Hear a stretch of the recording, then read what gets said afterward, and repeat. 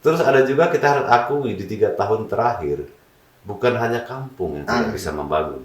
Pemerintah Kabupaten Waikanan tidak bisa membangun, pemerintah provinsi tidak membangun, dan seluruh Indonesia tidak bisa membangun.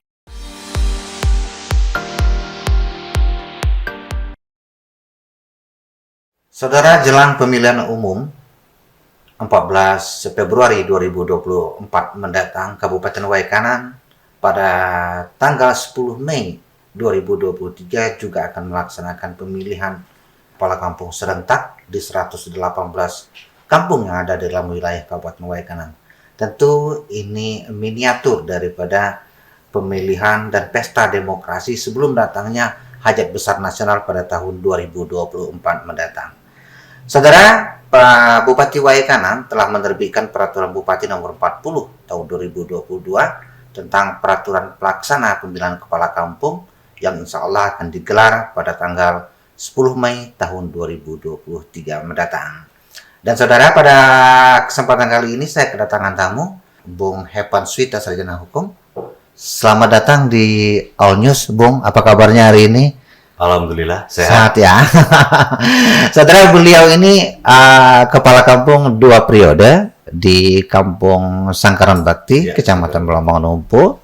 Beliau dari tahun 2011 ya, 2011, dan beliau akan berakhir jabatannya pada tahun 2022 ini.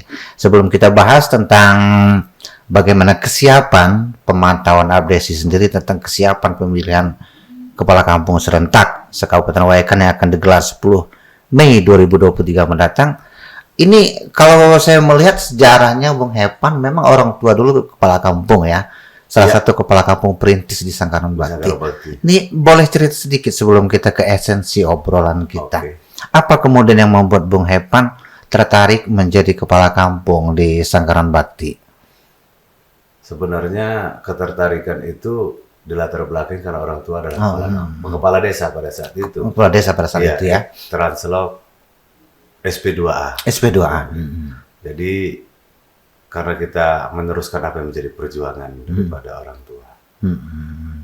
Kemudian dilanjutkan dengan periode kedua. Sesungguhnya selain dari dorongan orang tua, kemudian keluarga, motivasi apa nih ketua sehingga ada keinginan kuat menjadi kepala kampung untuk memajukan Kampung Sangkaran Bakti?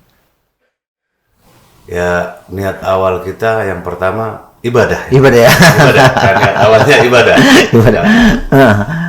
Kemudian hal lain, kalau melihat potensi ya Sangkaran Bakti, kalau nggak salah ini pecahan Kampung Gunung Sangkaran ya, pecahan Kampung Gunung Sangkaran. Tahun berapa pecah dengan Gunung Sangkaran? Kampung Sangkaran Bakti definitif pada tahun 1987. 1987. Nah ini kalau kita melihat ada transmigrasi lokal yang kemudian luas wilayahnya juga nggak seluas kampung induk ya. Betul. Kemudian potensi apa sehingga Bung Hepan selain tadi ibadah ya, artinya ada mengabdikan diri menjadi kepala kampung, ada hal-hal lain yang memotivasi? Yang pastinya warga Kampung Sangkaran Bakti itu mayoritas pendatang dari Lampung Selatan. Pada saat itu dari Gunung Balak pada Lampung Selatan, terus dari daerah sekarang masuk Prensewu, mereka itu berlatar belakang dari daerah gunung yang tidak, yang membuka lahan kawasan. Jadi mereka pindah ke Kampung Sangkaran Bakti termigrasikan, tentunya untuk meningkatkan taraf hidup mereka. Jadi pada saat itu saya berpikir bagaimana menggali potensi yang memang pada saat masuk transmigrasi itu, daerah transmigrasi itu merupakan daerah yang tandus karena didoser kan pada saat itu. Jadi karena transmigrasi ada aturan pada saat itu tidak bisa menanam tanaman keras. Jadi petani pada saat itu bertani palawija. Palawija. Jadi sejak tahun 2000-an petani mulai tanaman keras, sawit, karet dan lainnya. Jadi bagaimana sih masyarakat ini bisa meningkatkan pendapatan? Meningkatkan taraf hidup mereka. Ketua, kita ke esensi nih, obrolan kita malam hari ini. Agak ketar-ketir. Ada beberapa waktu yang lalu sebelum dikeluarkannya Peraturan Bupati Nomor 40 tahun 2022 tentang tentang aturan pelaksana pemilihan dan pemerintahan kepala kampung ada ketar-ketir nih, karena ada moratorium, moratorium Kemendagri, Kementerian Dalam Negeri, bila mana daerah tidak melaksanakan di bawah Oktober 2023, maka pemilihan akan dilaksanakan pada tahun 2025 setelah suksesi pemilu dan juga pilkada. Akhirnya dikeluarkan juga. Jadi beberapa masyarakat kita yang berkeinginan untuk mencalonkan diri menjadi kepala kampung, ini sepertinya sudah agak sedikit lega ini. Boleh Pan, kalau kita melihat tahapan ini sudah dilaksanakan, bulan Januari sudah dilaksanakan, ada tahapan pembentukan panitia kalau nggak salah oleh BPK, dan kemudian ada tahapan-tahapan selanjutnya. Dari pantauan ABSI sendiri yang dikomandoi oleh Bung Hepan, kalau saya melihat ABSI ini kan ini sebagai mitra pemerintah dan juga fungsinya adalah memantau dan mengevaluasi sekaligus memastikan bahwa program ini berjalan dengan baik, salah satunya itu.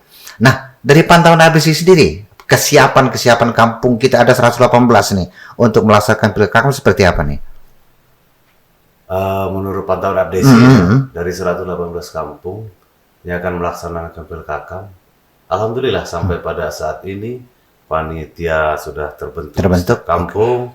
Bahkan kemarin informasinya 70 kampung itu bakal calon itu administrasi sudah siap. Dari 118 70 ya.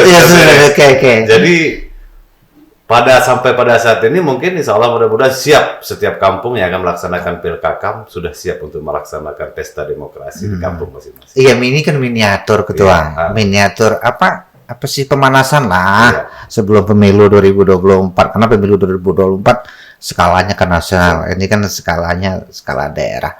Nah, situasi sendiri ketua, kita ketahui bahwa situasi politik terkadang lebih panas pemilihan kepala kampung kalau kita bandingkan dengan pemilihan yang lain. Ini apa nih langkah-langkah ABSI agar ini adem, ayem, dan kemudian lahir pemimpin-pemimpin yang betul-betul diinginkan oleh masyarakat? Ya, kita pengalaman di Pilkam serentak pada beberapa tahun yang lalu kan, Kabupaten Waikanan tidak ada gejolak sama sekali. Jadi kita melakukan pendekatan kepada kampung-kampung yang akan melaksanakan Pilkakam pada saat itu, dan kita bekerja sama dengan pihak terkait termasuk kepolisian. Dan di kampung itu kan ada Babin Kantipmas, ada Babinsa. Dan alhamdulillah pelaksanaan 3 tahun yang lalu tidak menimbulkan masalah yang besar. Jadi untuk tahun ke depan ini, ya insya Allah mungkin tidak akan timbul permasalahan lagi seperti di kabupaten-kabupaten yang lain kan. Dan juga kita sudah siapkan dari setiap kecamatan, PK kecamatan untuk memantau di mana daerah-daerah yang rawan akan terjadi konflik. Ada deteksi ya, deteksi. Oke, ketua, ini kalau kita melihat memang antusiasme masyarakat juga dalam menjadi pemimpin dalam setiap kampung ini agak berbeda-beda ya. Ada yang lebih dari 5 yang kemudian dilakukan tes di PMK ya, tertulis. Kemudian ada yang di bawah itu kemudian langsung dilakukan oleh panitia langsung pemilihan. Nah, ini tahapan-tahapan setelah kita melakukan pembentukan kepanitiaan oleh BPK, ini tahapan apa lagi ketua ke depan? Ke depan ini kita tahapannya itu pada tanggal 24 ini nanti sudah mulai pembukaan bakal calon. Pendaftaran bakal calon. 24 Februari 24 Februari ini. Jadi di samping itu panitia juga sudah melakukan coklit. Bahasanya coklit lah ya. Pendataan mata pilih ya. Jadi kebetulan bersamaan juga dengan coklit pemilu. Jadi ya insya Allah mudah-mudahan selesai dalam waktu dekat. Amin. Ya, kalau kita melihat memang saat ini memang Pantarlih pemilu tengah melakukan coklit ini. Saya pikir ini 2 pekerjaan yang dilakukan oleh 2 panitia yang berbeda. Mudah-mudahan hasilnya juga satu pada akhirnya nanti. Hanya memang bedanya ketua, memang kalau kita melihat secara umum pemilihan umum ini dilakukan oleh KPU, tapi kalau pemilihan kepala kampung kan di panitia sendiri-sendiri. Ketua, harapan ketua, kalau kita melihat dari hasil evaluasi ABSI sendiri 118 kampung, kalau kita melihat memang saya sedikit membaca bahwa dana desa yang dikucurkan pemerintah pusat kita dari 2021 itu 186 miliar, dan kemudian di tahun kemarin 2022 itu ada 183 miliar, ada penurunan angka di 3 miliar. Kemudian di tahun 2023 saya membaca juga ada peningkatan 193 miliar. Nah, kalau kita korelasikan dengan peraturan PMK nomor 322 tahun 2020 dan kemudian kita korelasikan lagi dengan peraturan Bupati tentang tata cara pelaksanaan pengelolaan dana desa, memang ada beberapa prioritas pembangunan yang tentu ditetapkan oleh musyawarah kampung. Nah, melihat itu Ketua, dari 118 kampung evaluasinya, dari kucuran dana desa sendiri dari pemerintah pusat, ini cukup memuaskan Abdesi sendiri atau ada hal-hal yang perlu ditingkatkan? Alhamdulillah, sampai pada saat ini, termasuk Kabupaten Waikanan ini, jarang ya, sangat kecil sekali sebenarnya. Kalau persentase kepala kampung terlibat dalam masalah hukum. Nah, berarti SDM aparatur kampung ini sudah mulai meningkat, sudah mulai meningkat. Jadi untuk kucuran dana ini, kalau dibandingkan dengan beberapa tahun yang lalu, tahun-tahun belakang ini, sudah sangat memuaskan. Dia hampir di 80% itu tepat sasaran. Tepat sasaran. Okay. Kemudian di masa COVID, Ketua, kita melihat memang di masa COVID-19. Ini ada cerita nih, kepala kampung bahwa pembangunan yang tadinya direncanakan, setelah itu ada beralih pembangunan prioritas, terutama di TKS ya, kemudian kita harus mengeluarkan BLT, tentu mengurangi program-program prioritas yang lain. Nah, di tahun 2023 ini kita sudah normal kembali, tentu pembangunan akan kita teruskan. Saya melihat di pembangunan ini, Ketua, kalau saya melihat bukan berarti menjustis ya, tapi kita melihat IPM kita, indeks pembangunan manusia kita di angka 67,74, artinya belum maksimal lah. Jadi pemberdayaan ini kalau saya lihat tentu pemberdayaan manusia baik dari di sektor kesehatan di angka harapan hidupnya, kemudian di sektor pendidikan di harapan lama sekolah dan rata-rata lama sekolah ini Waikanan masih berada di urutan ke-9 kalau nggak salah di Provinsi Lampung. Nah, kemudian untuk pemberdayaan sendiri, Ketua, melalui dana desa, apakah ini juga menjadi prioritas di kampung masing-masing? Sebenarnya seharusnya menjadi prioritas. Kenapa? Tapi masyarakat ini kan pemerintah kampung yang pasti, pemerintah kampung, aparatur kampung, masyarakat itu masih berpedoman bahwa pembangunan itu harus fisik. Harus fisik. Okay. Jadi disitulah kelemahan kita, bahwa kita butuh semuanya. Sementara pembangunan yang dilakukan oleh kepala kampung dan perangkatnya itu hasil musyawarah masyarakat ya. Hasil musyawarah masyarakat. Jadi mereka masih berpikir bahwa kita itu harus membangun jalan, membangun jembatan, yang lain sebagainya. Padahal di situ kan banyak pembangunan yang diprioritaskan. Betul. Termasuk pendidikan, kita harus utamakan.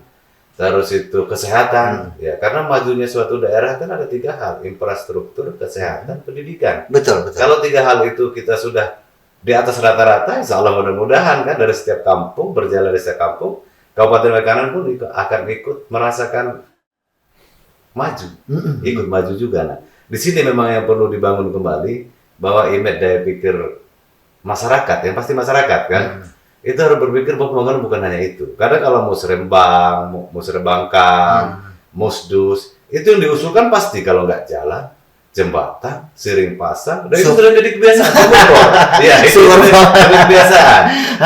Dan ini perlu juga masyarakat tahu ya, problem kepala kampung semenjak COVID di akhir 2019. Karena banyak kepala kampung itu yang disorot masalah bantuan langsung tunai, BLT. Baik itu dari dinas sosial maupun dari kampung sendiri, karena memang ada kriteria yang harus kita berikan untuk menerima BLT itu.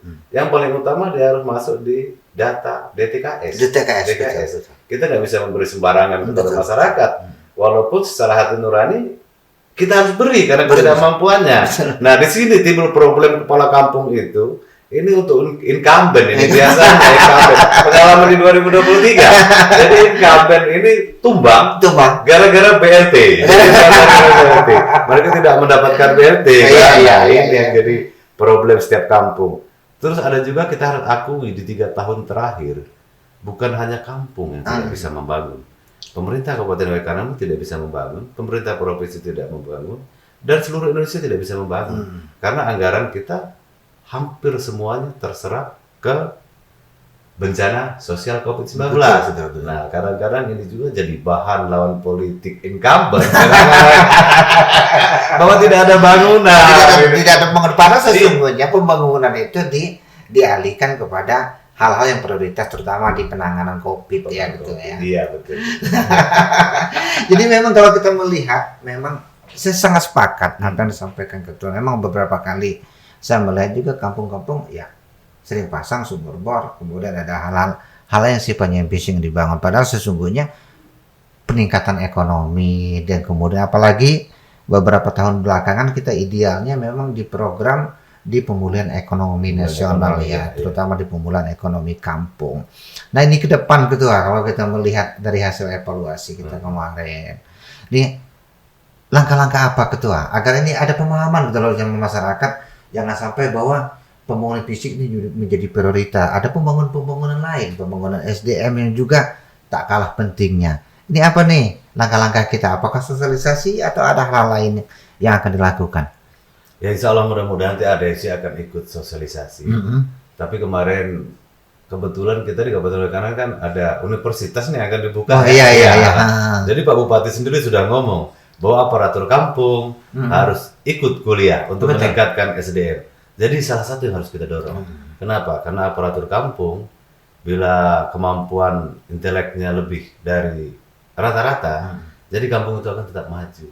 Jadi sekarang jadi kepala kampung itu enak. Sebenarnya sangat enak sekali. Kenapa saya bilang sangat enak? Yang kerja kan ada kepala kampung. Kita ada kasih, ada kaur kan yang bisa bekerja, ada operator. Saya kalau teringat di 2011 saya bisa jadi kepala kampung pertama itu semua yang ngerjain kepala kampung kan. Belum ada dana desa. Belum ada dana desa. Dan aparatur kampung kita tidak mendapat siltap kan dari itu. Ketua, kalau tadi kita berbicara tentang prioritas penggunaan dana desa yang hampir mayoritas memang saya mendengar tadi ada ke pembangunan fisik lah mayoritas. Sementara pernah melakukan studi banding kemarin ke salah satu desa di Malang ya, di Malang ya. Ada sebuah kampung atau sebuah desa yang tadinya miskin kemudian dikelola dengan baik sehingga menjadi desa yang kaya raya. Sementara potensinya ya hanya potensi lokal yang kalau saya membaca sedikit melihat itu ada dibuat. Sedangkan di Waikanan ada banyak potensi. Salah satunya potensi perikanan, kemudian ada potensi perkebunan, dan kemudian juga ada potensi wisata. Kalau kita melihat di Kecamatan Melambu seperti di Curug Kereta dan lain sebagainya. Ini potensi-potensi ini yang saya pikir belum diangkat ya oleh masing-masing kepala kampung, potensi daerahnya masing-masing. Nah, ini pandangan ABRISI sendiri seperti apa Ketua? Ya sebenarnya Kemendagri juga melalui pemerintahan desa sudah memberikan wawasan tentang hal itu. Terutama bagaimana sih desa itu menjadi desa wisata, sehingga pendapatan per kapita, pendapatan warga itu dapat meningkat. Tapi mungkin kendalanya kita kembali lagi ke SDM masing-masing. Di samping SDM masing-masing, kadang-kadang kesadaran masyarakat kita harus akui sifat gotong royong itu sekarang karena sudah biasa dihitung oleh uang semenjak dana desa ini. Jadi kegotong royongan, kerukunan itu sudah sangat-sangat berkurang. Padahal kadang-kadang kalau kita bisa memanfaatkan kondisi yang ada, misalnya ada sawah yang bisa kita kelola untuk pengembangan wisata, tapi dana kita kan biasanya tidak sampai untuk mengelola itu. Jadi ada gotong royong, jadi kemauan masyarakat yang pastinya itu kesadaran masyarakat yang perlu ditingkatkan. Ya artinya di samping kesadaran memang ada sedikit pemahaman Ketua ya. Iya. Artinya seperti yang pada saat Musdus. Iya. Tahapannya kan dari Musdus ya Ketua ya. Dari Musdus. Dari Musdus kemudian baru dibawa di Musrenbang. Musrenbangkam. Musrenbangkam, kemudian nanti dibawa di Musrenbang kecamatan. Iya, Tapi untuk ini sendiri untuk dana desa sendiri sampai di Musrenbang Kam ya? sampai Tidak dibawa di enggak dibawa. Tapi ini Ketua, kalau kita melihat ada sinkronisasi nggak Ketua? Penyesuaian dengan program pemerintah kabupaten dan provinsi untuk penggunaan dana desa? Mulai 2 tahun ini ada sinkronisasi. Ya, karena alhamdulillah Pak Bupati kan programnya juga, dia ada juga sekarang kan musyawarah Musrembang Kam itu khusus APBD 1, APBD 2, dan APBN. Jadi itu terpisah kan? Oh, udah terpisah ya? Terpisah. Oh, iya. Jadi kita bisa sinkron itu. Apa yang harus kita bangunkan, dan apa yang dari pembangunan dari pemerintah daerah, dari pemerintah provinsi, maupun itu kalaupun ada bantuan-bantuan dari pusat.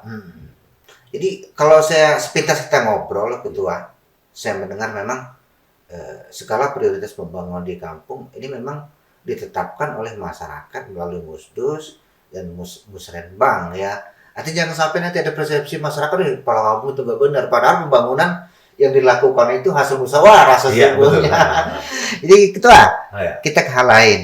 Saya agak tertarik kemarin. Saya membaca beberapa media, sejumlah media lah, hampir seluruh media nasional lah, bahwa ya mungkin Waikanan juga ikut ke sana ya. Tapi kita kupas nanti. Ada wacana ini, keinginan beberapa ribuan malah kepala desa seluruh Indonesia menginginkan jabatan 9 tahun. Ini dari Waikanan ada yang ikut kemarin ke sana? Insya Allah nggak ada.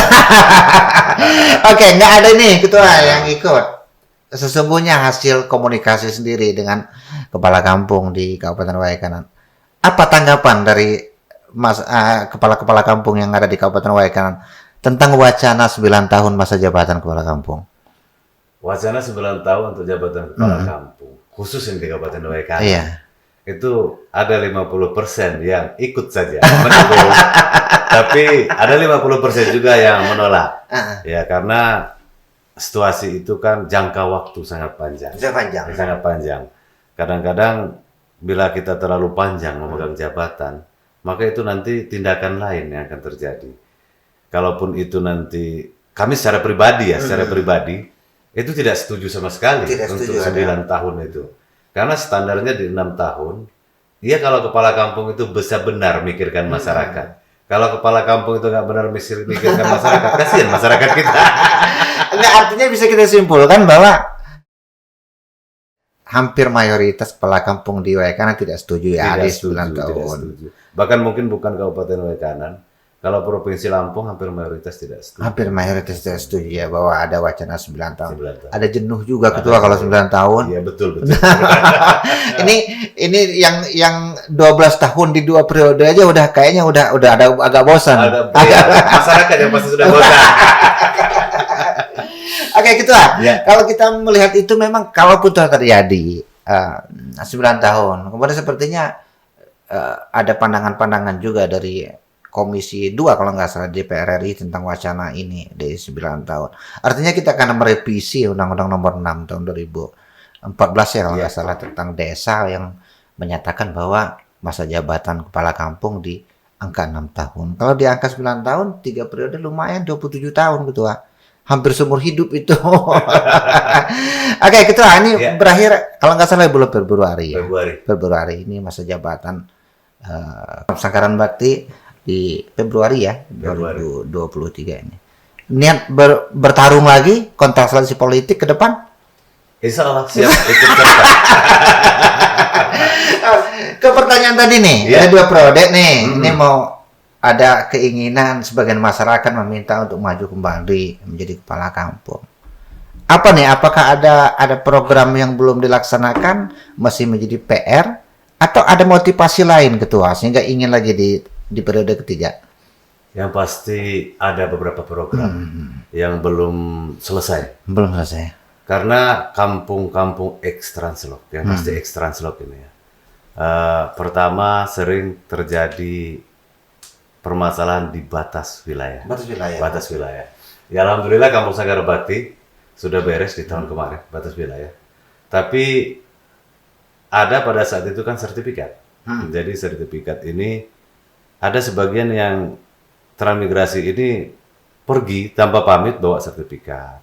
ataupun sertifikat itu pada saat itu juga di beberapa kampung lah, desa pada saat itu kan ada program proyek nanas, dan sertifikat itu dipinjamkan pada saat itu. Nah, jadi untuk Kampung Sangarpati khususnya sertifikat itu hampir 40% itu nggak dipegang oleh pemiliknya. Oke. Ya. Jadi ketakutan saya kalau itu tidak selesai, maka akan terjadi bom waktu di suatu saat. Nah, itu salah satu motivasi saya. Bagaimana nih, terutama pertahanan dulu lah gitu ya. Batas sudah selesai, dan untuk pertahanan di dalam batas itu harus selesai juga. Nah, betul. Pemiliknya sekarang harus pegang tanda bukti hak kepemilikan yang sah menurut undang-undang. Kalaupun sekarang itu memiliki kepemilikan, dia beli dari saudaranya atau yang lain yang tidak pegang sertifikat tanah sama sekali. Dan ini pengalaman. Sudah ada yang banyak kadang datang bawa sertifikat, menyodorkan sertifikat. Walaupun itu kadang-kadang sertifikat hak pakai. Hak pakai. Iya. Jadi selanjutnya akan menyelesaikan persoalan itu. Persoalan itu. Ada hal-hal lain Ketua? Hal-hal yang lain ya kita mungkin akan meningkatkan pembangunan. Yang pasti itu, dan yang kedua bagaimana pendapatan masyarakat itu akan lebih lagi maju, lebih bertambah. Nah, meningkat ya. Meningkat. Ya. Oke, Ketua, sebelum kita closing ini, tadi sudah kita kupas beberapa hal. Ada suksesi Pilkada, mudah-mudahan sukses lah di 10 Mei. Tahapannya 10 Mei, kemudian di Juli Agustus akan ada pelantikan kepala kampung terpilih. Mudah-mudahan berjalan dengan lancar, harapan kita. Nah, kemudian himbauannya sendiri Ketua dari bagi 118 kampung yang akan mengadakan suksesi Pilkada seperti apa nih? Himbauannya kepada saudara-saudara yang pasti yang akan mencalonkan diri menjadi kepala kampung, karena niat awal itu pasti ingin membangun kampung. Betul. Ya, niat awalnya pasti ingin memperbaiki kampung dan bagaimana kita itu bisa maju kampung kita. Saya harap bahwasanya saudara-saudara saya pun dapat bertanding, dapat berkompetisi dengan baik, ya. Sehingga nanti akan lahir pemimpin-pemimpin yang berkualitas, berdaya saing, sehingga dapat mendukung program-program pembangunan Kabupaten Wekanan. Oke, terima kasih Ketua. Kehadirannya di sini sukses selalu. Mudah-mudahan apa yang dicita-citakan dapat berhasil. Amin. Sukses buat ADC Kabupaten Wekanan. Amin. Saudara, demikian bincang-bincang singkat saya dengan Hepan Suwita, Sarjana Hukum, Ketua ADC Kabupaten Wekanan. Terima kasih. All News selektif dan edukatif. Wassalamualaikum warahmatullahi wabarakatuh. Waalaikumsalam warahmatullahi wabarakatuh.